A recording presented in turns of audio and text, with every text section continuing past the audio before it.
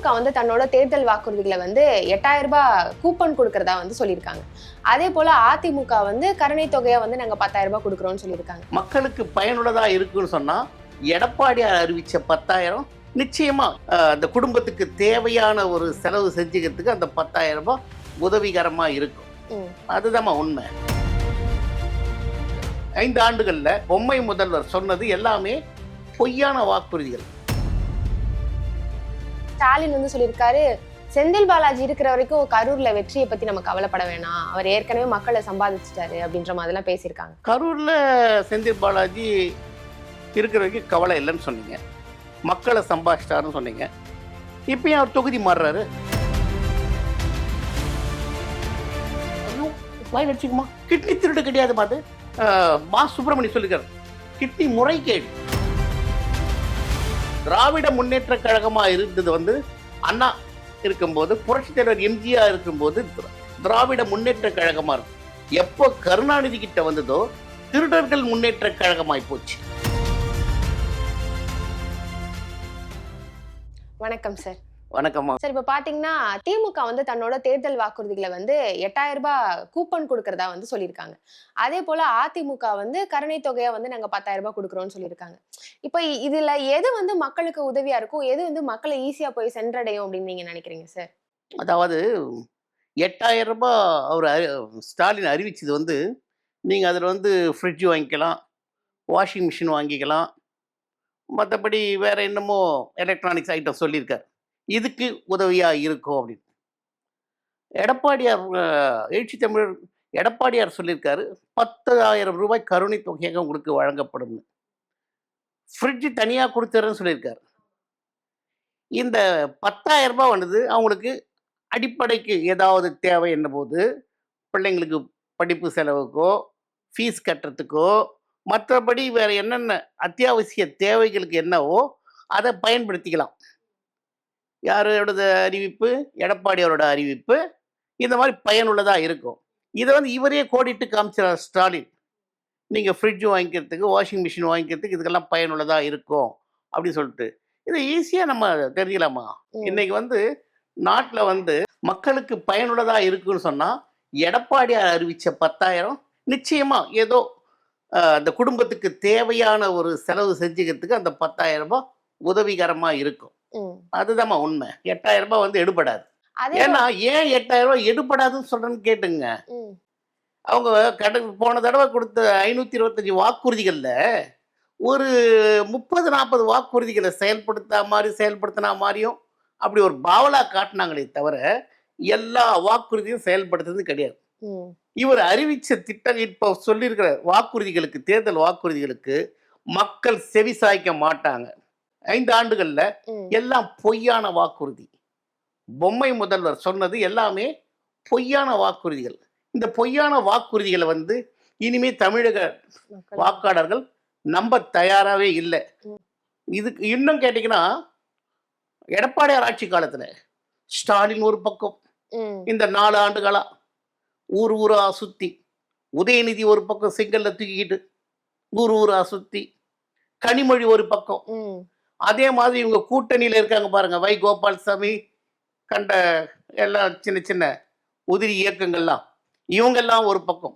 இத்தனை பேரோட எதிர்ப்பையும் மீறி, பிரச்சாரத்தையும் மீறி எடப்பாடியார் 75 சீட்டு வந்திருக்காருன்றது சாதாரணம் கிடையாதுமா. ஒரு 20-25 தொகுதிகள் வந்து 5,000க்கும் கீழே. இன்னும் சில தொகுதி, உதாரணத்துக்கு டி நகர் சத்யா, இதெல்லாம் பார்க்கும்போது நான் 100 சில்லற ஓட்டு என்னமோ, இப்படி ரொம்ப சொற்பமான ஓட்டுக்களை இழந்ததுதான். அன்றைக்கே எங்க கிட்ட இருக்குங்க புல்லுருவிகள் எல்லாம் ஒழுங்கா இருந்திருந்தா நாங்க தான் அந்த 5 ஆண்டு ஆட்சி. இதுக்கு துரோகம் பண்ணதுங்க துரோகிகள் எல்லாம் சேர்ந்து ஸ்டாலினுக்கு ஒத்து ஊதுனாங்க. இதுதான் உண்மை. தமிழக மக்கள் இதெல்லாம் புரிஞ்சுக்கிட்டு இருக்காங்க.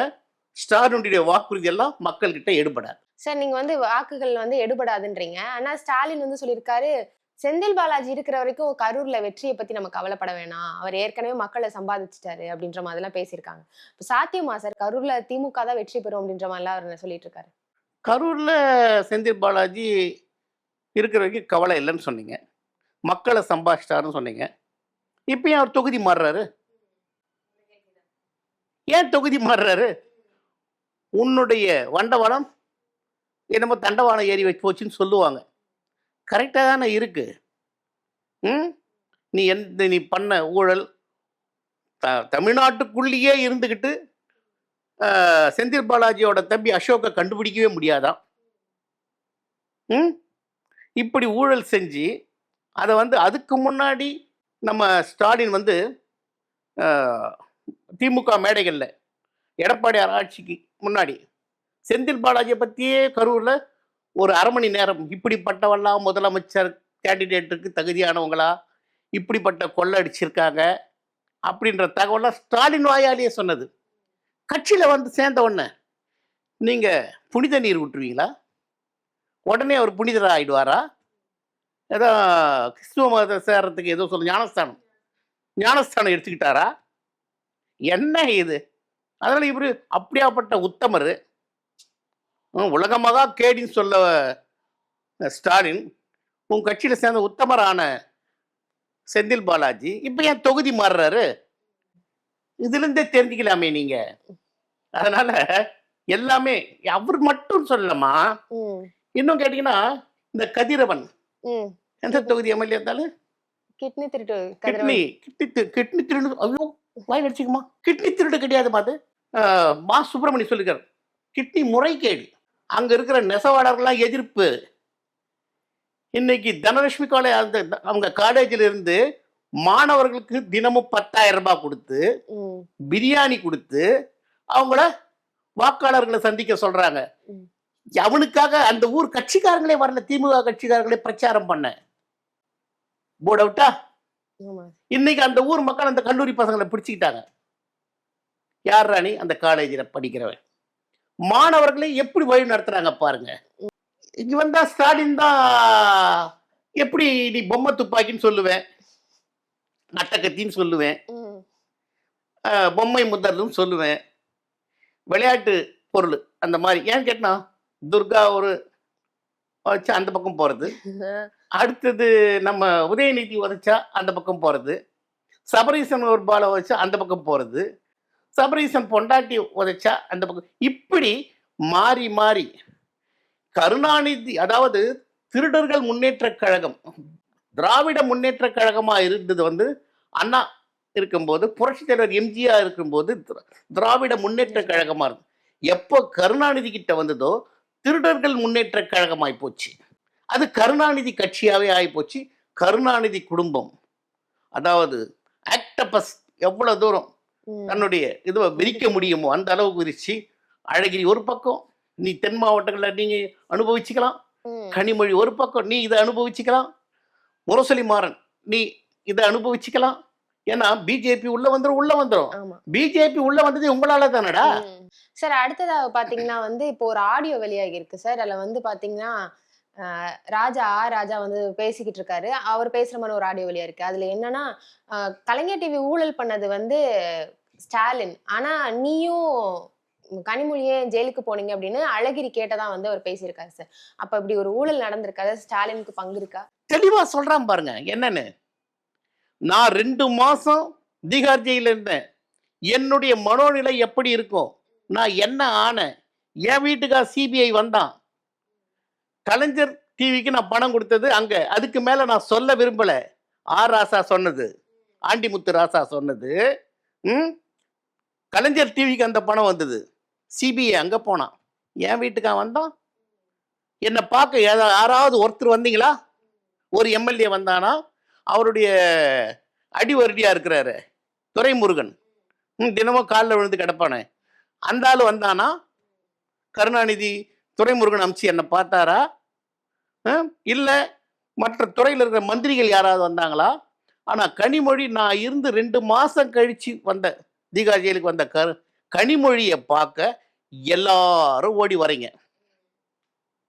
அப்போ நான் என் மூலமா நடந்த ஊழல் ஆர் ராசா ஆண்டிமுத்து ராசா ஒத்துக்கிறான். ஆண்டிமுத்து ராசா ஒத்துக்கிட்டு நான் அனுபவிச்சேன் 2 மாசமா, என்ன பார்க்கலையே. அதை உட்பட்ட கனிமொழி வந்த உடனே எல்லாரும் வந்து பார்க்குறீங்களே சொல்லிட்டு ஆர் ராசாவே தன்னுடைய வாக்கும் 2G வழக்கு ஊழல் இன்னைக்கு வெளிப்பட்டிருக்கு பாருங்க. சார் அடுத்ததா பாத்தீங்கன்னா, அதே ஆராசா வந்து பார்ட் 2ன்னு ஒரு ஆடியோல இருக்கு. அதுல என்ன சொல்லியிருக்காருன்னா, கருணாநிதிக்கு அப்புறம் நான் தான். ஸ்டாலினுக்கு ஒண்ணுமே தெரியாது அப்படின்ற மாதிரி பேசி இல்ல லேட்டா புரிஞ்சுக்கிட்டாரா?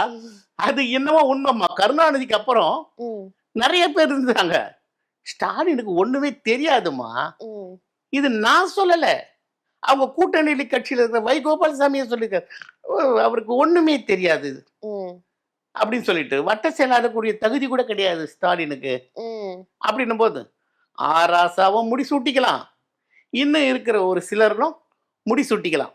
ஏன்னா ஸ்டாலினுக்கு ஒண்ணும் தெரியாதுன்றத ஆராசா லேட்டா புரிஞ்சுட்டாரா எனக்கு தெரியல. தாவைக்கா விஜய்க்கு வந்து சொல்லுமா சொல்லுமா. பாதுகாப்பு வந்து கொடுக்கலன்னு சொல்லிட்டு கம்ப்ளைண்ட் கொடுத்திருக்காங்க. அதுல வந்து என்னன்னா, உள்துறை அமைச்சருக்கு கடிதம் அனுப்புறதுக்கு பதிலா மணிப்பூர் ஆளுநர் பேரை மாத்தி போட்டு அனுப்பிச்சிருக்காங்க கடிதம். அரசியல் அறிவு இல்லாதவன் புரிஞ்சுக்கிட்டியா? ம், அவங்க கிட்ட இருக்கிற நீ விஜய் சொல்ற அந்த டாப் போஸ்ட் லீடர்களுக்கு அந்த அறிவு இல்லை. தந்தாலும் கவர்னர் ஆகி போயிட்டாரு. இவங்க கொடுக்கறது அமைச்சருக்கா கவர்னருக்கா? இது வந்து அதாவது அதாவது மக்கள் பணி எதுவும் செஞ்சது கிடையாது. எந்த போராட்டமோ எந்த ஆர்ப்பாட்டமோ மக்களுக்காக இறங்கி உதவி செய்கிறதோ. ஏன்னா விஜய் இருந்த காலத்துல தான் கொரோனா, விஜய் இருந்த காலத்துல தான் டாப் மோஸ்டாக இருந்த காலத்துல தான் புயல், இது எல்லாமே இருக்கு. இப்போ ஸ்டாலின் ஆட்சி காலத்துல ஒண்ணுமே இல்லைம்மா. புயலும் கிடையாது, ஒரு மண்ணும் கிடையாது. இப்படி போயிட்டு இருக்குது.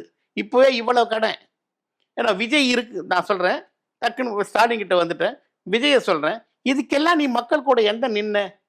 வந்தவொடனே நான் முதலமைச்சர்ல உட்காந்துக்கின்னு முதல்ல கவுன்சிலருக்கு வா. முதல்ல புரட்சி தலைவர் மாதிரி மக்களோட மக்கள் வந்து போராடு. நரிக்கிறவரா இருப்பார். படகு ஓட்டுறவங்கிட்ட படகோட்டியா இருப்பார். விவசாயி கிட்ட விவசாயியா இருப்பார் புரட்சி தலைவர். இப்படி நீ மக்கள் கிட்ட வா, மக்கள் படுற கஷ்டத்தை புரிஞ்சுக்க. அதுக்கப்புறம் நீ வா. உன்னை வர வேண்டாம்னு சொல்லல. எல்லாருக்கும் எல்லா உரிமையும் உண்டு. அந்த வகையில விஜய் வரக்கூடாது அந்த எண்ணெல்லாம் கிடையாது. இப்படிப்பட்ட நீ இதெல்லாம் வந்தேன்னா உன்னை வரவேற்கலாம். அதுக்கு உனக்கு இன்னும் காலம் இருக்கு.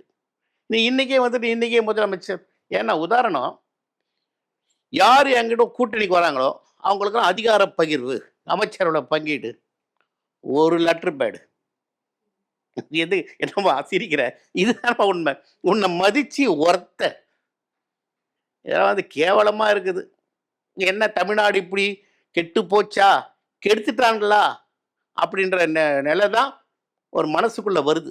என்னையும் இந்த மாதிரி இவங்களை பத்தி பேசுறதுக்கு ஒரு சந்தர்ப்பம் கிடைச்சிது. அது நான் இன்னும் மனப்பூர்வமா ஒத்துக்கிறேன். ஏன்னா கடைசி இப்போ இன்னும் ஒரு 20 நாள் இருக்கு எலெக்ஷன். மக்கள் இதையெல்லாம் சிந்திச்சு முடிவெடுத்து சொன்னதை செஞ்சாரு. நான் இல்லைன்னு சொல்லுங்க. எடப்பாடி இதெல்லாம் செய்யறது எல்லாம், அதாவது வேளாண் மாவட்டங்களுக்கு என்ன செய்யணுமோ இப்படி ஒரு சிலதை சொல்ல வரேன். மாவட்டங்கள் திறந்தது, கல்லூரிகள் திறந்தது, என்ன சொல்லாதையும் செஞ்சார், சொல்றதையும் செஞ்சார். அவர் சொல்லிக்கிட்டு இருக்கிற வாக்குறுதியும் நிறைவேற்றுவார்ன்ற மக்களுக்கு நல்லாவே தெரியும். ஏன்னா அவர் ஆட்சி காலத்தில் இவ்வளவு இடையூறு இருந்தும் இவர் வந்து இந்த மாதிரிலாம் செஞ்சார்ன்றது தெரியும். மக்கள் சிந்திச்சு தன்னுடைய வாக்கை, அதாவது டான்ஸ் ஆடுறவனுக்கு அப்படி இப்படின்னு சொல்லிட்டு வேஸ்ட் பண்ணாம, ஏன்னா இது வந்து சேதாரமாகிற வாக்கு, அப்படி சிந்திச்சு என்ன இந்த 5 ஆண்டு காலம் ஸ்டாலின் கொண்டு போன ஆட்சி, அவங்க குடும்ப தலையீடு, அங்கங்க ரவுடிசம், அங்கங்க வெட்டுக்குத்து, அங்கங்க கொலை, அங்கங்க கொள்ளை, கற்பழிப்பு, போதை கலாச்சாரம், இதையெல்லாம் பொதுமக்கள் எண்ணி பார்த்து இரட்டை இலைக்கு வாக்களிச்சு, புரட்சி தலைவருடைய சின்னம், புரட்சி தலைவி அம்மா கட்டி காத்த சின்னம், எடப்பாடியார் 4 ஆண்டுகள் நல்லாட்சி கொடுத்த சின்னம் என்ன, இந்த சின்ன இரட்டை இலை சின்னத்துக்கு எங்கள் கூட்டணி கட்சி எங்கெங்க நிற்குதோ அவங்க அவரவர்களுடைய சின்னம் எதை எதை தேர்ந்தெடுத்தார்களோ அந்த சின்னத்திற்கு, தாமரை சின்னம், குக்கர் சின்னம் இப்படிலாம் சொன்னாங்க, இந்த சின்னத்துக்கெல்லாம் வாக்களித்து 200க்கு மேலே 210 தொகுதி நிச்சயமாக நாங்கள் வெல்லுவோம், வென்று காட்டுவோம். எடப்பாடியார் ஆட்சி தனி மெஜாரிட்டியோட ஆட்சி அமைப்பது உறுதி என்று கூறிக்கொண்டு விடைபெறுகிறேன். நன்றி, வணக்கம். பல்வேறு கருத்துக்களை பகிர்ந்து கொண்டமைக்கு நன்றி.